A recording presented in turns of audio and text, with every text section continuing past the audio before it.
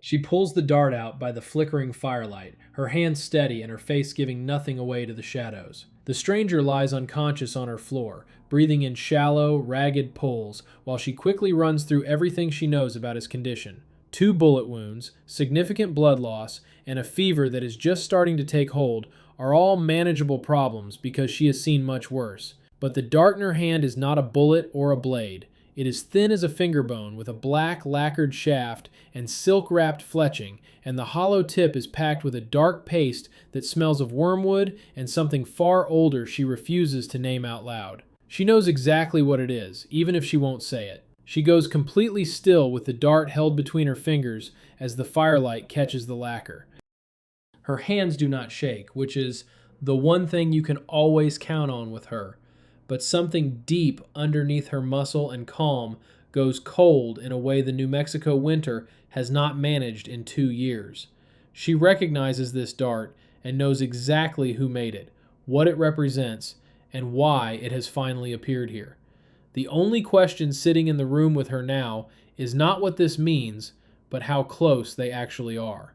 She picked this spot the same way you might pick a grave, choosing it quietly and practically with the full understanding that no one was ever going to visit.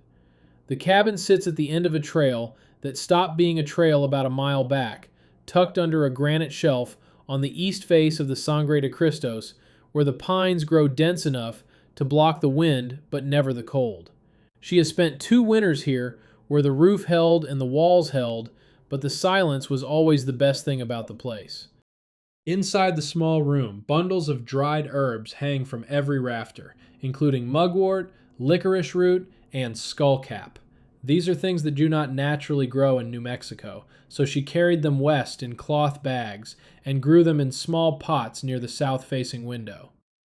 The shelves along the far wall hold clay jars sealed with wax and marked in characters no one in this territory could ever read.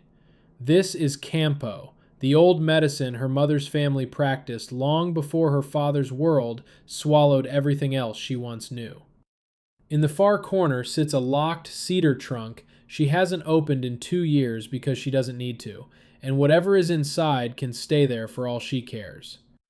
Under the floorboards, right beside the bed, wrapped tightly in oilcloth, sits something much longer and heavier than her collection of herbs. The nearest town is Rosewood, which sits 11 miles southeast down a road that turns to thick mud every spring and slick ice every November. She only travels there once a month to trade her medicine for flour and dried meat, though she occasionally hears news she never asked for. The people in town call her the China Woman, and while that isn't right, she never bothers to correct them. Being wrong about her is perfectly fine, but being curious about her is something she will not tolerate. Being invisible was the entire point and the only plan she had left. She had been very good at staying hidden until tonight. The evening was ordinary right up to the moment it wasn't, and she had been grinding dried root at her table while the fire burned low. The wind came off the ridge in long, cold sweeps that rattled the window glass, creating the kind of ordinary sounds and ordinary dark she had come to expect. Then the horse came. She heard the hooves first, a single horse with no rider moving way too fast for the trail before it suddenly stopped near the tree line like it had hit a wall. Animals do that sometimes when they smell blood, and then came the sound that followed, which wasn't hooves at all. It was something lower and slower, the sound of something heavy dragging through the dirt. She had the door cracked open before she'd even made a conscious decision to move, and when she peered into the dark, she saw a man on his hands and knees about 20 feet out. He was clawing at the earth, trying to get to her porch steps like reaching that wood was the last idea he had left in the world. Her first instinct was to close the door and lock it, and she stood there long enough to notice that feeling, long enough for the hesitation to actually matter. She didn't close the door. Getting him inside took most of her strength and every bit of her patience, and she eventually dragged him across the threshold and onto the rug near the fire because he couldn't get his legs to work. He was a big man, trail dirty and wearing a coat that had seen better decades, and the belt rig he wore told her he was probably someone's problem somewhere else. She found 2 bullet wounds, one through the meat of his left shoulder and one lower on his right side, and both of them were old enough that they had already started to close. He'd been shot hours ago, maybe even longer, and he had been riding through the heat and the dark ever since. She stripped the coat back and started checking the damage by the firelight, working fast while she sorted out exactly what she was going to need. The shoulder was bad, but she could manage it, and while the lower wound looked much worse, neither of those was what actually made her stop. Between the second bullet hole and his lowest rib, buried almost 2 inches deep into his side, was the dart. She pulled it out, slow and careful, the way you pull anything that doesn't belong inside a human body, and held the thing up to the fire to see it clearly. It had a black lacquered shaft and silk-wrapped fletching, and the wrapping was done in a specific cross-stitch she'd learned to recognize before she could even write her own name. The tip was made of hollow bone, barely wider than a nail, and it was packed with a thick paste the color of old moss. She had made darts exactly like this when she was a girl, sitting in a courtyard in Edo with a tile floor and white walls, while her father watched her work. She had made them one by one until her fingers knew the motions without her eyes having to help, and she knew for a fact that nobody in New Mexico made darts like this. Nobody in America made them either, because this came from one specific place and one clan, and it was made by a set of hands that knew the secret formula. The man on her floor was unconscious now, breathing in short and rough pulls, and she knew she had maybe 4 hours before that green paste finished the job it had started. She set the dart on the table and went to work. Mugwort burns different from wood because it catches slow and releases a thin, bitter smoke that sits in the back of your throat like a question. The smell of it filled the cabin now as Sachiko worked over the pot she'd hung above the coals, and she moved without any hint of hurrying. Hurrying with Campo was a good way to kill people faster, and she needed this man to stay on this side of the dirt. She used licorice root for the blood and skullcap to hold back the fever that was already building in his face, turning his skin the waxy color of someone losing the argument with their own body. She added dried chrysanthemum and a small measure of something from a jar she kept at the back of the shelf, the one with no label, because she was the only person in 200 miles who knew what it was. Her mother had always called it the patient herb, and it didn't fight the poison directly, but instead it just slowed everything down to buy the body time to remember what it was supposed to be doing. She talked while she worked, not to the man, but to herself in Japanese, and the words came out low and even, the way they always did when her hands were busy. It was the first time all day she'd sounded like herself, because out here in the territories, English was just a piece of armor she wore. Japanese was how she actually thought, and the dart sat on the table 2 feet from her elbow, where she kept looking at it, even though she didn't want to. The fletching was done in dark silk, with a wrap that was tight and deliberate, the kind of precise handwork that took years of practice to get right. She knew this because she'd spent her own childhood getting it right, sitting on that tile floor in Edo when she was 12 years old, while her father crouched beside her. He had the patience of a man who believed that everything worth doing was worth doing until it became a part of your soul. Precise, not generous, he'd said while he watched her pack the bone tip, and his voice had been quiet in that way it always got when he was teaching her something that mattered. He told her that if she used too much, there would be no bringing the person back, and when she asked him who these were for, he told her he hoped she'd never have to know. She hadn't thought about that courtyard in almost 3 years, but the dart brought it all back, from the cold tile to the smell of pine in the garden. The man on the floor made a sudden sound, not words, but more like his body was trying to renegotiate its life, and failing. His head turned and his eyes opened halfway to show the whites, and he mumbled something that might have been a name or might have just been the weather. "Stop," she said in English, not looking up from the pot she was stirring.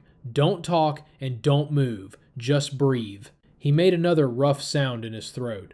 "If you're going to say something, you better make it count," she said. "Otherwise, shut up and keep breathing, because that's the only job you have right now." He went quiet after that, and she strained the medicine into a shallow bowl to let it cool just enough before she lifted his head. She got the liquid into him one careful measure at a time, watching his throat to make sure he was actually swallowing, and he did. His body clearly wanted to live, even if the rest of his mind hadn't caught up to the idea yet. She set the bowl down and sat back on her heels, watching the dart on the table as it caught the firelight along its black spine. The poison was finally slowing down, and she could see it in his breathing as his lungs started taking longer and less desperate draws of air. He was going to live, and now she needed to find out exactly what he knew. He came fully awake about an hour before the sun started its climb, and she knew the exact moment it happened because his breathing shifted from the heavy, wet sound of a drowning man to something more like natural sleep. His eyes opened and stayed that way, tracking the rough wood of the ceiling first, before moving to the walls and finally settling on her. She was already watching him from the chair by the table, the black dart resting across her open palm while she waited for him to find his bearings. He didn't say a word for a long time, just looked at her and then at the dart and then back at her again. Whatever Matthew was doing in his head didn't seem to be coming up in his favor, and the silence in the room grew heavy as he realized just how much trouble he was in. "Where did the dart come from?" she said, and she didn't make it a question because questions gave people the room to decide if they felt like talking. He tried to push himself upright, but the wound in his side reminded him why that was a mistake, so he settled for dragging his shoulders against the wall. His voice sounded like dry earth cracking at the edges when he finally spoke. "You the one who pulled it out?" "Yes." "Then you already know more about it than I do." She turned the dart once between her fingers, moving slow and deliberate. "You rode out here in the middle of the night to find a woman you'd never met, based on a description from a man you didn't know, for money you didn't bother to question. So I don't think ignorance is actually your problem." His jaw worked back and forth while he decided how much to tell. "Albuquerque," he said finally. 3 weeks back, a man came into the place I was staying. He was a Japanese fellow who didn't speak English himself, but he had someone with him who did the talking. Said he was looking for a woman and gave me a description. Height, age, dark hair, foreign. Lives alone, somewhere east of the territory line. Said she had medicine and that she'd be hard to find. "What did he offer you?" "Gold. Enough to matter." "What did he want from me?" Cole looked at the dart in her hand rather than meeting her eyes. "Just to find you, confirm where you were, and then come back and say yes, she's there. Not to bring me anywhere. No." She watched him closely, noticing the specific small stillness around his eyes that happens when a person is deciding how much of the truth to keep back. It wasn't exactly fear she saw there, but more like the look of someone standing in a room they just realized was much bigger than they first thought. "You never made it to the cabin," she said. "Something hit me from the trees about a quarter-mile out, but I didn't hear a thing and I didn't see a thing." He touched his side without thinking before he caught himself. "Woke up sideways on my horse, moving again, and I don't know for how long." So whoever was out there had let him ride, letting him come to her door to bleed and fall so the dart could serve as a message dressed up as a coincidence. She was supposed to receive it. She set the dart back on the table. "What's in the trunk?" Cole asked. She stood up and crossed to the window to look out at the dark spaces between the trees. The horse was still out there somewhere, and the pines were perfectly still. The wind had completely died, which was the thing about mountain air she'd learned over 2 winters. It didn't stop moving unless something else was moving instead. "Nothing that concerns you," she said. He didn't push it, being smart enough for that at least. She stood at the window for another minute, reading the silence the way you read a face, while she looked for what wasn't there. There were no insects and no branches moving. The fire behind her threw her shadow long across the floor, and she watched it as if it might tell her something. It didn't, but the silence did. Something had changed outside, not in a loud or dramatic way, but in the specific way the world goes quiet when it's holding its breath around a thing it already knows is coming. She moved to the corner without making a conscious choice to do it. Her body just went there, the way it moves toward things you've been avoiding long enough that the avoidance develops its own momentum. The cedar trunk was small and bound with iron hardware that had gone dark with age, locked tight with a brass mechanism she kept the key to on a cord around her neck. She hadn't touched it in 2 years because she hadn't needed to, and the whole point of packing something away was that it stayed packed. She unlocked it and lifted the lid. The smell hit her first, cedar on the surface, and beneath that something much older like ink and paper kept in a dry place for a long time. It was a Japanese smell, which meant it was the smell of home, and that was not something she'd expected to feel in a cabin in New Mexico at this hour of the night. Her father's letters were on top, bundled with red cord, and she didn't touch the dozen or so envelopes. Below them sat the clan seal, a piece of lacquered wood with her family's mark pressed into the face of it. It was the kind of thing you carried when you needed people to know who stood behind you. She'd carried it out of Edo like a habit she hadn't broken yet, and then she'd never taken it out because doing so would have meant deciding what to do with it. Under the seal, folded inside a square of silk, she found a map and spread it open on the floor. It was hand-drawn on good paper, with the routes marked in precise brushwork from Yokohama to San Francisco, then south along the coast, and finally east in stages through territory she'd crossed 7 years ago. Back then, she was someone different and moving too fast to think. Each stop had a mark beside it, but they weren't her marks. The ink was a different shade, and the brushwork came from a different hand, and the marks went all the way to New Mexico. They went all the way here. She stayed on her heels looking at it for a long moment. 2 years of silence had passed with ordinary mornings, and no visitors and no questions, and she'd honestly thought that was her own doing. She'd believed the silence meant she'd gone far enough and stayed quiet enough to finally disappear. She hadn't been hiding at all. She'd been watched. 2 years of someone else's patience had been running on its own clock until tonight, when the clock finally ran out and a man crawled to her door with a dart in his side to tell her so. Beneath the map was a tanto blade wrapped in white cloth that she hadn't held since the night she left. Below that was a folded paper she knew the shape of without unfolding it, mostly because she'd packed it herself 7 years ago and then refused to think about it again. At the very bottom of the trunk lay a letter. It was sealed and unopened, with her name on the front in her father's hand, showing the careful and unhurried brushwork of someone who'd had time to think about every single stroke. She'd known it was in there, but she'd packed it without opening it, because opening it would have required her to sit still with whatever was inside, and she hadn't been able to do that then. She picked it up, felt the weight of it, and then set it back down. "You should leave at first light," she said without turning around to face him. Cole's voice came from across the room. "Can't ride. That's not my problem." She closed the trunk lid. Neither of them said anything after that while the fire burned lower, and the dark outside the window was the kind of dark that doesn't last much longer. 3 knocks. They were slow and deliberate, spaced out like the seconds between heartbeats. This wasn't the frantic pounding of a traveler who was lost and freezing in the dark, but rather the formal way of announcing yourself to a house. It was the kind of knock you used when you expected the door to open because you wanted the person on the other side to know you were raised with the same manners they were. Sachiko was on her feet before the third strike even landed. She crossed the room to Cole in 4 quick steps, grabbed his arm, and pulled him up despite the pained sound he made. "Get behind the woodpile," she said in a low voice, "and stay down. Don't move, and don't you dare speak." She looked him in the eye and told him it didn't matter how bad things got. He had to stay quiet until she said otherwise. He looked at the door and then back at her face, and whatever argument he was planning to make just dissolved. He moved.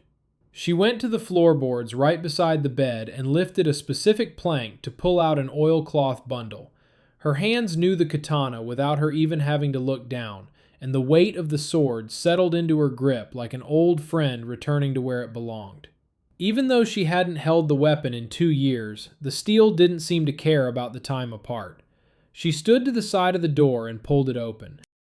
The man standing outside was older than she'd expected, maybe in his 60s, and he had the kind of stillness that only comes from decades of practice. He wore a dark coat over a traveling kimono that looked like it had seen several hundred miles of American road, and when the firelight hit his face, it revealed a man who had spent his life hiding his emotions until the mask became the face itself. He looked at the katana in her hand, and then he looked at her. He stepped inside without waiting for an invitation, which told her everything she needed to know about his place in the old hierarchy, because he was high enough that manners were just a formality he'd outgrown. Sachiko-san. He spoke her name in clean, unhurried Japanese, and it sounded like something he'd been holding on to very carefully for a long time.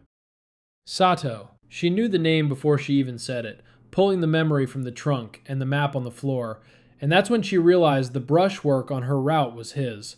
Those marks had been made by his hand. "You haven't changed," he said. "You have," she replied. "So just say what you came here to say." He moved to the center of the room with the ease of a man who had walked into dangerous situations his entire life and always left on his own terms. He didn't reach for the sword at his hip, and while she noted that gesture, she also saw that he noticed her watching him. "Your father is dying," he said, "and the clan is splitting into pieces that won't hold together without an heir to close the gaps." He told her she was the last one left, and then he paused before admitting he'd come a very long way to ask her to come home.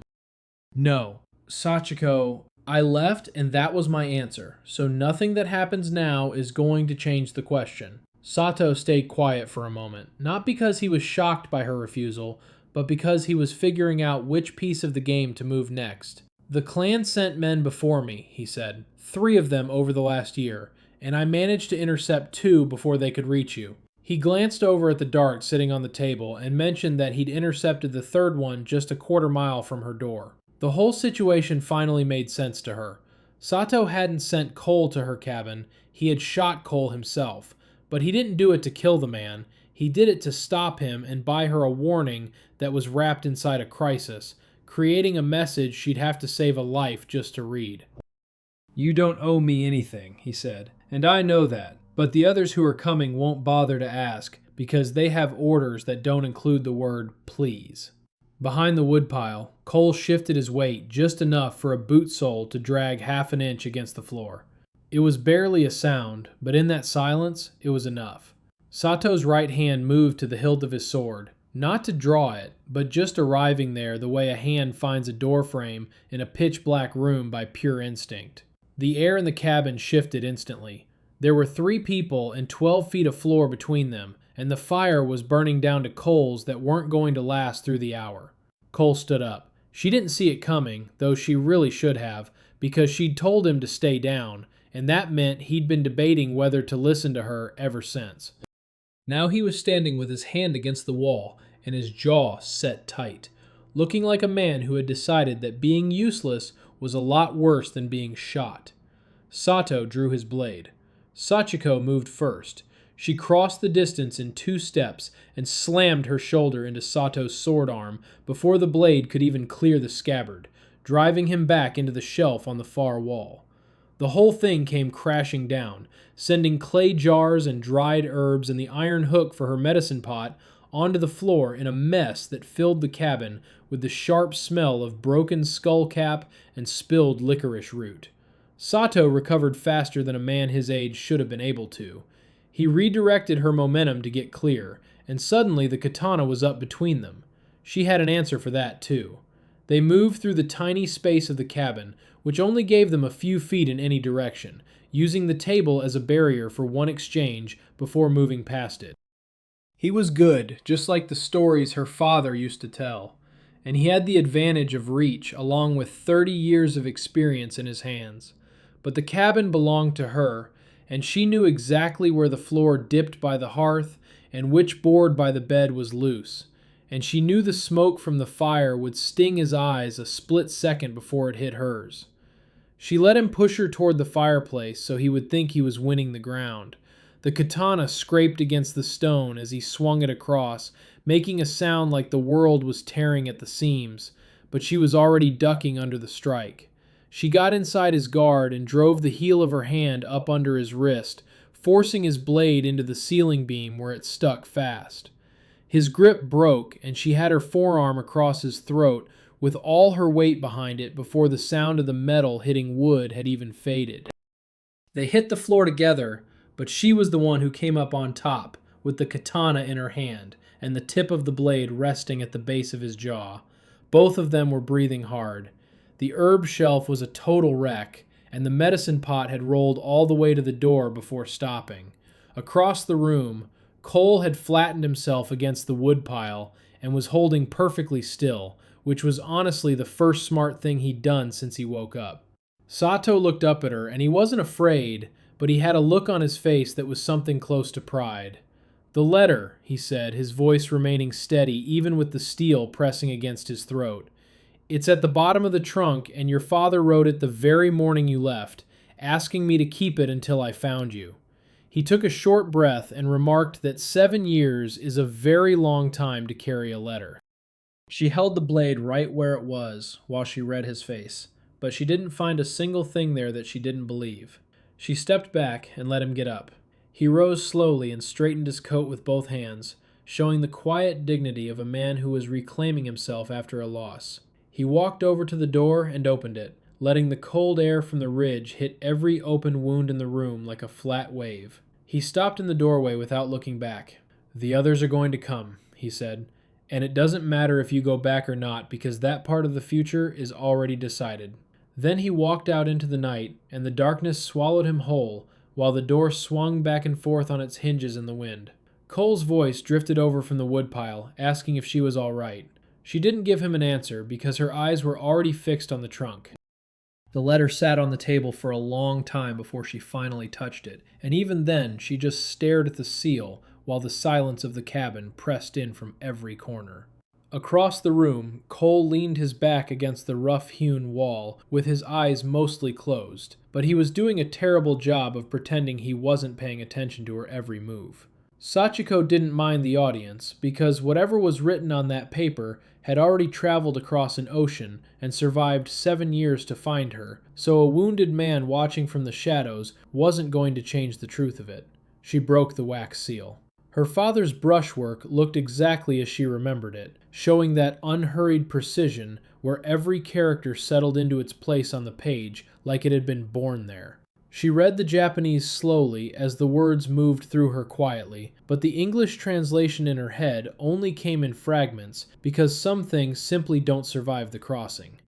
It wasn't just the language that was missing, but the specific weight of her father's voice in a room she knew she would never stand in again. He wrote that he knew she would go long before she ever realized it herself. He wrote that a bird raised inside the walls of a clan is still a bird with wings. He wrote that he had taught her to make darts and read maps and hold a blade because he wanted her to be able to survive the leaving, not because he wanted her to stay and use those skills in Edo. She stopped and read that specific line again. The realization hit her that he hadn't just suspected her plans, but he had known them entirely, and he'd still let her pack her trunk and walk out into the gray morning without calling her back. He had loved her too precisely to let her feel like she was running away from a debt, and by staying silent, he ensured she was running toward a future instead of fleeing a past.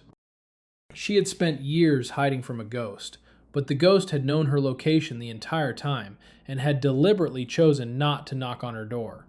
The letter continued without asking her for anything or demanding an explanation for her silence. He simply said he hoped the place she found was cold enough to let her think and quiet enough to let her sleep. He told her that whoever she became in those foreign distances, she had gotten there with his hands in the work, through the medicine and the blade, and for him, that was enough of a legacy. The final line told her not to carry the seal if the weight became too much, because in the end, it was only ever paper and wax. She folded the letter and held it for a moment before setting it on the table to pick up the clan seal, which was a lacquered disc with her family's mark cut into the face. It was a heavy thing she'd carried across the sea out of habit, and then locked away out of avoidance, but now she held it directly over the dancing flames of the hearth.